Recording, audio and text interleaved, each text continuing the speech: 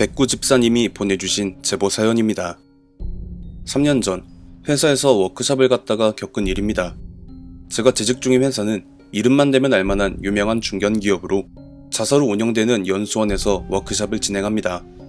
문제는 그 연수원이 지어진 지 기껏해야 5년 정도밖에 되지 않은 신축 건물이며 그 건물에서 걸어서 20분 정도 올라가다 보면 30여년 전에 지어져 사용되었던 폐연수원 건물이 있다는 것입니다.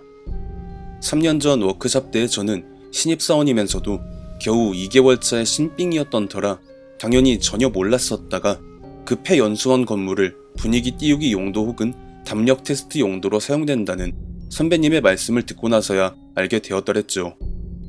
대학을 막 졸업하고 처음 던진 이력서로 운 좋게 입사하게 됐었던 탓에 다행히 저보다 어린 선배들은 없었지만 그렇다는 얘기인즉 워크숍에서의 온갖 잡부일에 시달리며 오히려 회사 업무를 보는 게 낫겠다는 생각이 들었을 정도로 가혹한 시간을 보냈습니다. 그리고 대망의 저녁 뒤풀이 시간이 되기 전 모든 식사 준비를 마치고 나서 전략기획실 본부장님이 단상에 올라서 마이크를 잡더니 정말 유치 뽕짝하게 요즘 말로 하면 귀염뽀짝한 포즈로 주제를 선언하며 폐연수원의 모든 것을 둘러보고 가장 먼저 나오는 팀에 한정해 현금 150만원을 지급한다고 하시더라고요. 이 선포를 들은 모든 사람들의 눈빛은 귀차니즘에 절어있던 금방 전까지와는 다른 흡사, 조기 퇴소가 걸린 예비군들의 눈빛이 되어 있었습니다. 그렇게 저는 제 사수와 입사 동기 둘 해서 4인 1조로 폐연수원에 들어가게 되었고 아직까지 기억에 남는 그 일을 겪게 되었습니다. 폐연수원은 오르막길을 올라 그 건물이 보이는 순간부터 주변의 풍경과는 아예 다른 분위기를 풍겨대고 있었습니다. 달빛이 바로 아래에 있는 신축 연수원을 비롯한 주변 조경을 환하게 비추고 있는데도 폐연수원 그 자리만 묘하게 달빛을 피하는 느낌이었달까요? 더욱이 기묘했던 건 폐연수원이 위치한 그 자리의 상공에만 검은 먹구름이 잔뜩 끼어 있길래 이상하다 싶어서 선배님에게 물어봤지만 선배님은 나도 처음 왔을 때 그렇게 느꼈는데 막상 들어가 보니 별거 없더라. 그러니 너무 겁먹지 말라며 어깨를 토닥여주기에 그냥 기분 탓인가 보다 했죠. 그리고 들어가게 된 폐연수원의 내부는 그래도 관리는 아직 하고 있구나 싶을 정도로 바닥에 버려진 쓰레기 한 톨 보이지 않았고 당연히 야생동물의 흔적도 보이지 않았으며 무단 침입자들의 흔적도 보이지 않는 느낌에는 그냥 불만 켜면 당장 사용할 수 있겠다 싶을 정도로 깔끔한 모습이었습니다. 그저 담력 테스트 용도로 쓰기에 나쁘지 않겠다라는 생각과 함께 괜한 걱정을 했다는 안도감이 들 때쯤 분명 제 뒤에서 따라오고 있던 입사 동기 A가 보이지 않았습니다. 2층을 둘러보고 3층을 올라가는 계단에서도 제 옷자락을 붙잡고는 자꾸 뒤따라오는 발소리가 들린다며 잔뜩 겁에 질린 목소리로 속삭이고 있던 그 친구가 지금은 좀 괜찮냐는 말과 함께 뒤를 돌아보니 없어져 있던 것이었습니다. 저는 곧장 앞장서서 걷던 선배님에게 사실을 알렸고 선배님이 무전기로 상황본부에 해당 상황을 전파하자 바로 담력 테스트가 중단되었습니다. 그리고 저와 함께한 조원들을 비롯해서 바깥에서 상황을 지켜보고 있던 지도 선배님들이 전부 폐연수원 안으로 들어와 녀석의 이름을 부르며 찾았죠. 처음에는 3인 1조로 그러다가 2인 1조로 계속 나뉘어져 수색을 했지만 폐연수원이 워낙에 규모가 큰 탓인지 녀석을 찾기가 쉽지 않았습니다. 하물며 전화라도 받으면 괜찮은데 계속 신호가 가다가 끊기길 반복하니까 이놈이 지금 장난질을 치는 건가 하는 생각이 들 정도였어요. 결국 한 사람씩 다른 동, 다른 층으로 흩어져 녀석을 찾던 도중 어디서 노래를 흥얼거리는 소리를 들었습니다. 당시 제가 서 있던 곳이 폐연수원 B동 5층이었는데 과거 그 연수원이 사용되던 시절에도 B동 5층은 산의 규율로 올라가지도 사용하지도 못하게 했었다고 들었거든요.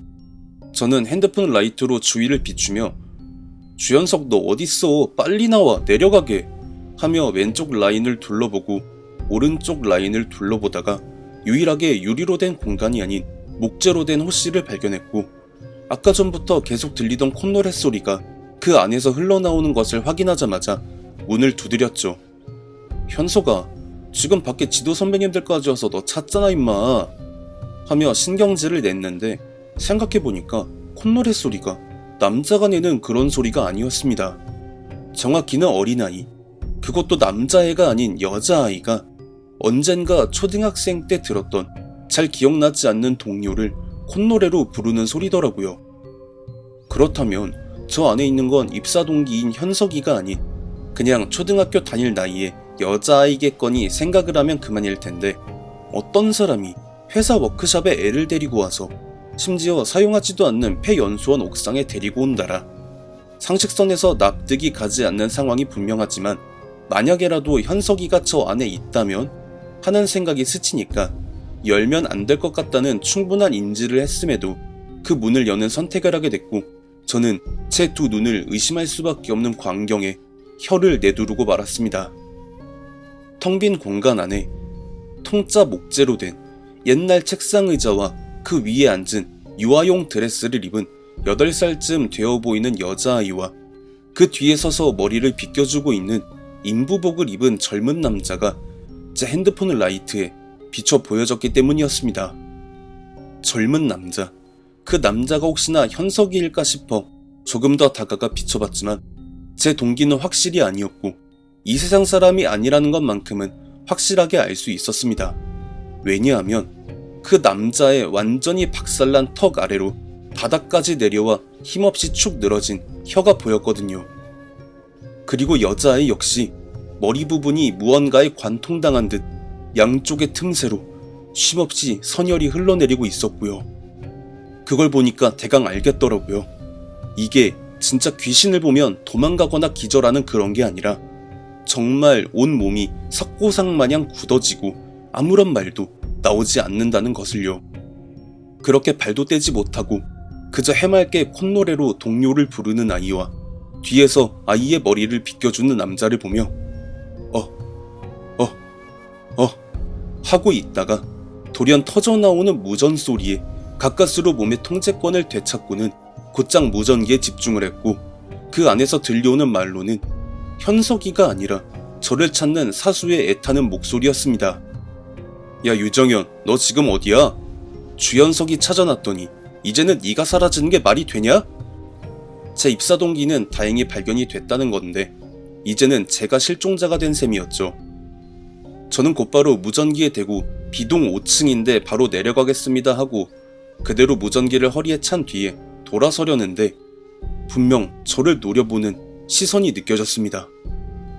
분명히 저는 아랑곳하지 않고 부녀간의 오붓한 시간을 즐기고 있던 그들이 설마 무전기 소리에 반응해서 나를 쳐다본 건가 싶어서 고개를 돌린 저는 그 즉시 엉덩방아를 찌울 수밖에 없었습니다. 그 여자아이와 남자가 마치 무언가에 가로막힌 듯 문틈 하나를 사이에 두고 밖으로 나오려고 안간힘을 쓰며 기괴하면서도 저에게 악을 써가며 닿기 위해 몸부림치는 모습을 봐버렸기 때문이었습니다. 정말 그 순간만큼은 금방 전과 달리 어디서 그런 힘이 났는지 걸음아 날 살려라 하고 온 산이 떠나가라 비명을 질러가며 계단을 뛰어 내려갔습니다. 이후 대강 둘러댄 저는 다행히 저녁 뒤풀이 시간이 늦지 않게 상황이 종료된 덕에 선배님과 술잔을 기울이며 B동 5층에 목재로 된 방에서 겪은 일을 말씀드렸는데요. 그 이야기를 듣는 순간 선배님의 얼굴 표정이 싸하게 굳더니 거기 통로 열려있던 거 맞냐고 몇 번이나 확인을 하시더라고요.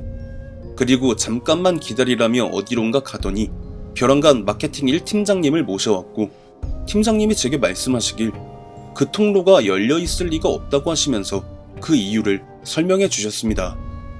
처음 그 폐연수원이 신축 건물로 공사가 진행 중일 당시 작업반장을 맡았던 남자가 있었는데 집안일에 신경을 거의 쓰지 못하는 직업이다 보니까 마누라가 다른 남자랑 눈이 맞아서 도망가 버렸고 그 때문인지 딸이 하나 있었는데 애를 학교에 보내지 않고 공사장으로 데려와서 보살피면서 살던 어느 날 5층에 바닥재 마감을 하다가 딸아이를 그 자리에 남겨놓고 모자란 자재를 가지러 내려간 사이 그 아이가 그만 바닥에 튀어나온 철근에 머리가 관통당해 죽은 상태로 발견이 됐다고 해요.